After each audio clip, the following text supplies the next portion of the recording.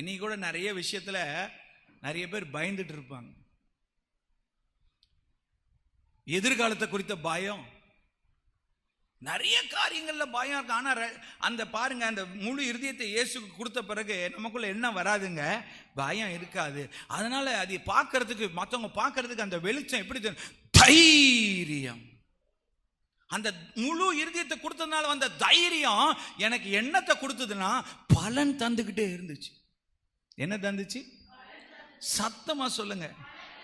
அப்ப நான் ரட்சிக்கப்பட்ட ஆரம்பத்துல என் இருதயத்தை இயேசுவுக்கு முழு மனதோடு விசுவாசத்தோடு கொடுத்த ஆரம்பத்துல எனக்குள்ள முதல்ல இருந்த காரியம் என்னங்க? பலனுக்கு ஏதுவான தைரியம். எனக்கு அந்த தைரியம் என்னை என்னென்னலாம் பண்ண வச்சுது. எல்லாரும் ஆச்சரியமா இந்த இருள் உள்ள உலகத்துல இருந்து பார்க்கறாங்க, எவ்வளோ தைரியம் உங்களுக்கு அப்படின்னு. இந்த தைரியத்தை கொடுத்தது அந்த விசுவாசம்.